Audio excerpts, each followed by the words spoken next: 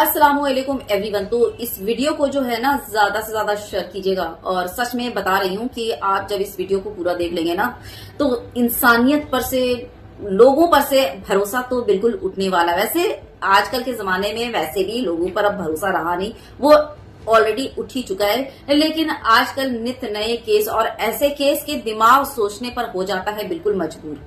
तो आपके स्क्रीन पर ये जो शख्स नजर आ रहा है ना, ये पेशे से डॉक्टर है। नाम है इसका देवेंद्र शर्मा। ठीक, अब डॉक्टर है ये सुनकर आप ये अंदाजा लगा रहे होंगे कि ये तो डॉक्टर है, यानी कि तो भगवान है, क्योंकि डॉक्टर का काम है इंसानों की जान, मतलब जो मरते हुए जो बीमार होते हैं उनकी जान बचाना। तो कहीं ना कहीं वो भगवान स्वरूप होते हैं, ये भी बोल सकते हैं। ठीक, तो ये आपको बता दूं, गलतफहमी में बिल्कुल मत रहिएगा, ठीक ना।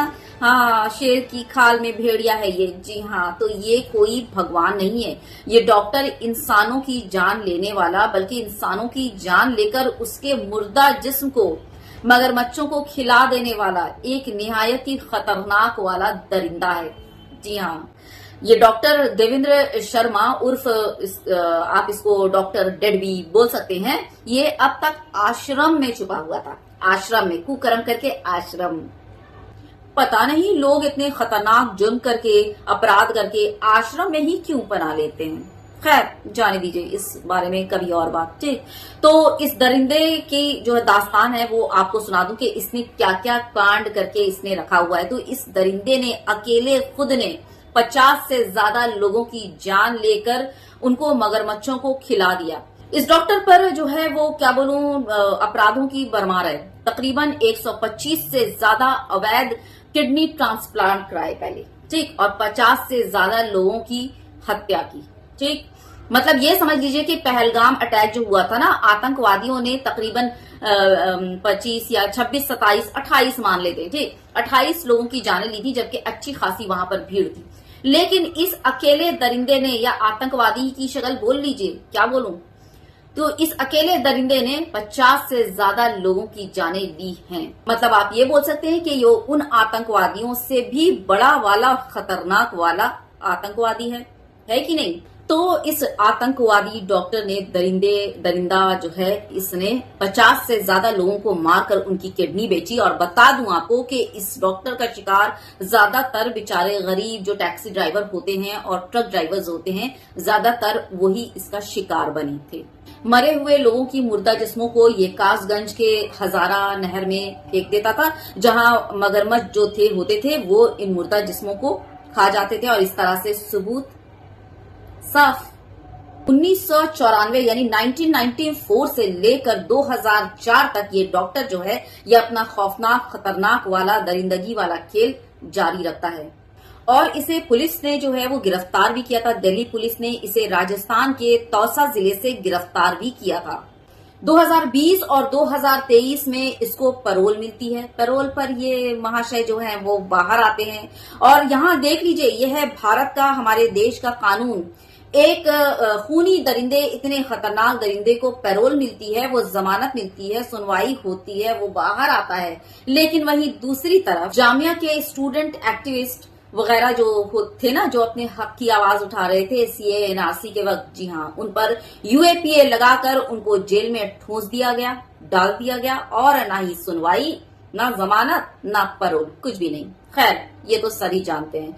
तो आगे बढ़ते हैं। तो जब इस डॉक्टर को पैरोल मिलती है और वो बाहर आता है, तो वो वापस जेल लौटकर और नहीं जाता, वो वहां से फरार चुमंतर, और कहा जाता है आश्रम में जाकर छुप जाता है।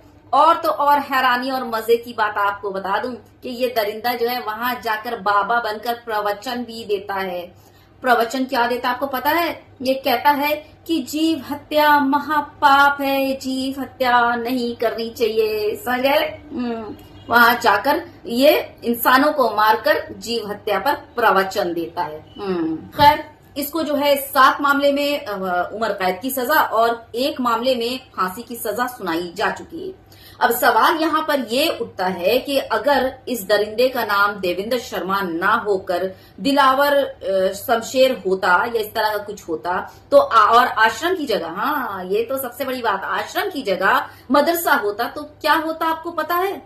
पता ही होगा, अंदाजा तो लगा ही चुके होंगे अब तक। जी हाँ, सबसे पहले मदरसे पर बुलडोजर चलता, बुलडोजर तो पहुंच गई होती और बुलडोज तमाम गोदी मीडिया और जितने भी प्रोपागेंडा गैंग और भजपिल्ले वगैरह जितने भी है ना, सत्या गैंग, सारे के सारे एक्टिव होकर एक मुहिम चला रहे होते मुसलमानों और मदरसे के खिलाफ के यहाँ जो मदरसे में दरिंदे को पनाह दी जाती है और दरिंदा बनाया जाता है। जी हाँ, और अगर देविंदर की जगह दिलावर होता ना तो उसके 7 खानदान की वाट लगा दी जाती, मकानों पर बुलडोजर चला दिए गए होते और तो और गोदी मीडिया और जितने भी टटपूंजिए जो है ना, वो क्या बोले, भजपिल्ले ही मैं बोलती हूँ, रिपोर्टर जो होते हैं, समझ रहे हैं ना, चाटू, वो लोग सब उस दिलावर के, यानी कि अगर उसकी जगह होता दिलावर शायद, तो उसके खानदान के पास माइक ले लेकर के चले जाते हैं और माइक मुंह में घुसेड़ रहे होते हैं और माइक मुंह में घुसेड़ कर जीना हराम कर दिए होते हैं। और अब तक तमाम रिश्तेदारों के घर जो है वो गोदी मीडिया पहुंच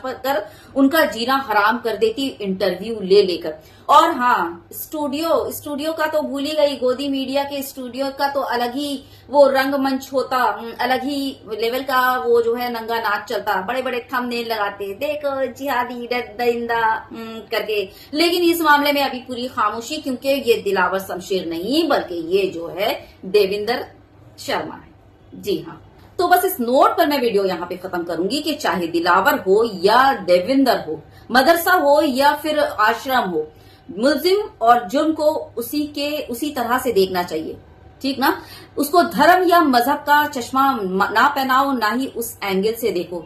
धर्म और मजहब को एक अलग जगह छोड़ दो, जुर्म को जुर्म समझो, जुर्म को धर्म और मजहब से बिल्कुल भी मत जोड़ो, जोड़ना बंद करो। और सबसे जरूरी ये कि इस एक दरिंदे की वजह से पूरी कम्युनिटी को टारगेट करना बिल्कुल गलत है, ठीक, बिल्कुल गलत है। ये इसने किया है तो इसको जो सजा मिलनी है या इसको जो भी बोलना है वो बोलो, पूरी कम्युनिटी को बिल्कुल टारगेट नहीं करना। तो बस वीडियो यहीं खत्म कर रही हूँ और इस बारे में आपकी क्या राय है जरूर अपनी राय कमेंट में बताइएगा और वीडियो शेयर कीजिएगा, ज्यादा से ज्यादा वीडियो शेयर कीजिएगा, क्योंकि लोगों तक पहुंचना चाहिए, क्योंकि ये बात गोदी मीडिया बिल्कुल आप लोगों को नहीं बताने वाली। शेयर कीजिएगा ज्यादा से ज्यादा, ठीक। बहुत ज्यादा अपना ख्याल रखिए, take good care of yourself. जय हिंद, अल्लाह हाफिज।